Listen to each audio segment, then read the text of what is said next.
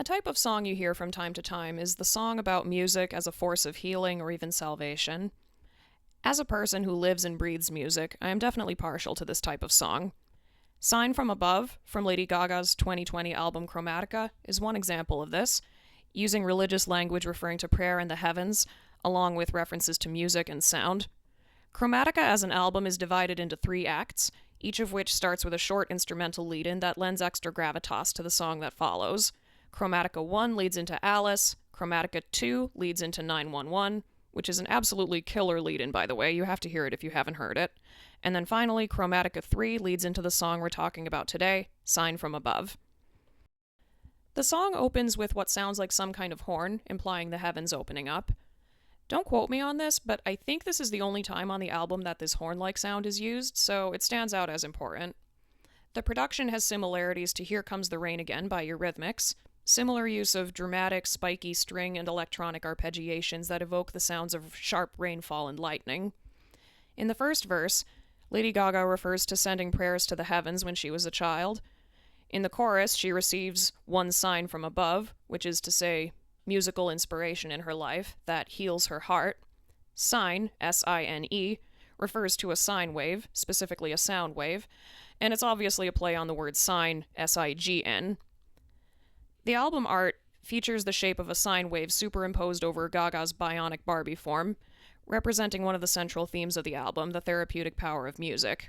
After these lines, she sings, "Then the signal split in two, the sound created stars like me and you," which foreshadows Elton John coming in on the next verse and uses a metaphor of cosmic significance for the genesis of musical stardom. Then she sings, "Before there was love, there was silence," suggesting that, for her, love and music are inextricably linked, almost synonymous. I can definitely relate to that. The second verse with Elton John echoes and builds upon the first, referring to struggles during young adulthood rather than childhood. Elton John only sings 2 lines by himself. For the rest of the song, he and Lady Gaga sing together, first in harmony and then an octave apart. There's a drum and bass breakdown at the end that some reviewers called bizarre, and I don't know, maybe it's because I listen to Björk, but I don't find anything about this song bizarre. I think it's a pretty straightforward composition. While I do love the song itself, I'm even more interested in the context surrounding it and how that makes it even more meaningful. I consider myself a moderate Lady Gaga enjoyer. She was a significant part of my adolescence as a bisexual teenager in the early 2010s, and I've enjoyed watching the trajectory of her career since then. I think longevity is the real test of an artist. Do they have enough fresh ideas up their sleeve that they can keep doing new and interesting things for a decade or more? Gaga has always been one to experiment and push boundaries a bit. Just to use one example that everybody knows about, I think her meat dress from 2010 was an iconic artistic statement, which I realize is a little ironic considering I don't eat meat. I've never claimed to make perfect sense. I believe the use of raw meat was most likely a reference to John Waters, a well-known gay filmmaker who utilized the gross and visceral imagery of raw meat in his X-rated cult classic from 1972, Pink Flamingos. I'm not sure if Mr. Waters has used raw meat in any of his other movies, because so far I've only seen Pink Flamingos and Hairspray, nothing in between. Gaga has always approached things in a way that's innovative while being deeply indebted to the great boundary-pushing queer artists of yesteryear. Artists like John Waters, David Bowie, Andy Warhol, and today's featured artist, Elton John. Oh, Sir Elton John. Muppet Show Man. Lion King Man. The ironically homosexual soundtrack of car rides home from church when I was a kid. The first musician I saw in concert back in 9th grade. I still have the shirt somewhere. My mom is a boomer who loves rock and roll and has a degree in piano performance, so her being an Elton John enjoyer is basically a requirement.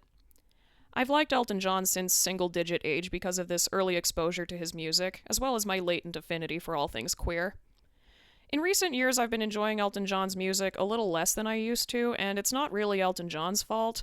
It's entirely because I've been paying more attention to lyrics, and I find Bernie Taupin to be a pretty bad lyricist at times. Like, come on, Mr. Taupin, you had one job. But Bernie Taupin is not here today with his nonsense, and Elton John himself, I like him just fine.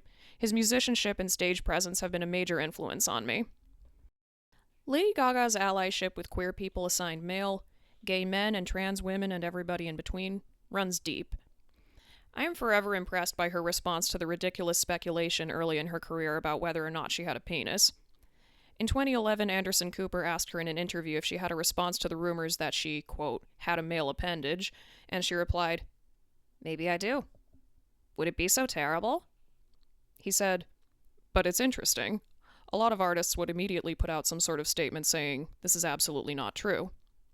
She said, "Why the hell am I going to waste my time and give a press release about whether or not I have a penis? My fans don't care, and neither do I." Anderson Cooper was correct that the standard response to such rumors would probably be to say, "Of course I don't have a penis, that's absurd." But Gaga refused to engage with such a stupid and inappropriate question, and she didn't want to contribute to the idea that there's anything freaky or shameful about not having the expected set of parts. If you're enjoying Gaga for her music and her persona, what genitals she has under her stage outfits is totally irrelevant. She expressed this 15 years ago, making her rather ahead of the curve. I've never watched RuPaul's Drag Race, it's just not a format of show that I'm into, but recently a clip came up in my feed that was from the 9th season's first episode, first airing in 2017, which featured Lady Gaga as a judge. She was talking with the queens backstage, and one of them said to her, "Gaga, may I tell you something? I would like to thank you on behalf of the gay community for what you do for our community and for how much you love us." This got enthusiastic agreement from her fellow queens. Gaga replied, "I appreciate you saying that because I'm not a gay woman, and it's that touchy subject where can you stand up for people that you are not necessarily fully a part of that community in a way that you can understand what you all go through, right? But I have always been surrounded by incredibly intelligent, powerful gay men who have lifted me up through lots of changes in my life because becoming famous was very strange, and it was the gay men in my life that helped me to become a woman. And I don't know that a lot of people would understand that, but it's because of what you've been through. You have survived so much that you inspire me to continue surviving." I understand exactly what she means, and I could not have said it better myself. I'm a big believer in gracious reciprocity, and I believe women and gay men make natural allies. The bonds between them can be profound. Yes, women exist who treat gay men like novelty accessories, but a sincere bond between a woman and a gay man is something really special, and there have been many famous women with a special bond with the gay community. Lady Gaga has been known as a gay icon pretty much as long as she has been Lady Gaga, because of the ways she shows solidarity with the community, as well as the ways she shows respect for the queer artists who are an inspiration for her. Lately, I have taken to describing certain musicians in familial terms.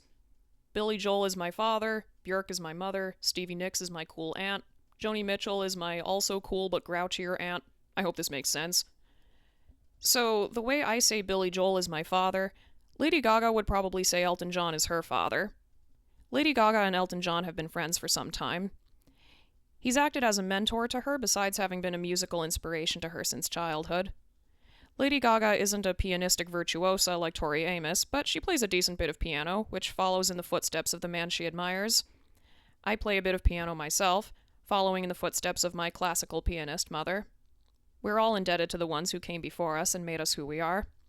As a duet with Elton John, I see Sine from Above as Lady Gaga expressing love and gratitude to her queer forefathers, all her artistic found family. A friend of mine said recently that, speaking in human terms, 1 + 1 does not equal 2. Pairing two people creates something greater than the sum of the two of them individually. He was talking about friendships and romantic relationships, but when you apply this idea to art, it becomes about how new meanings are created by integrating the work of two artists. The fact that Lady Gaga and Elton John are friends makes Sine from Above far more meaningful than it would have been if she had recorded a song with some guy she didn't know. This is an intergenerational duet between two musicians who have great respect for each other. The queer community has always created incredible, vibrant art, which the album Chromatica celebrates in its title that alludes to a rainbow, as well as the album's aesthetics and themes. There are subtle homages to queer music throughout. Enigma seems to reference Heroes by David Bowie, and Babylon seems to reference Mesopotamia by the B-52s, just off the top of my head. Sine from Above is one of my favorite tracks from Chromatica, not only for its composition and production, which I think are solid, but for the way it explicitly pays tribute to the queer artists who came before. This paying of tribute is something Lady Gaga has always seemed to understand, and here we see it excellently wrapped into a musical love letter. As always, thank you so much for listening, and I hope you have a wonderful day.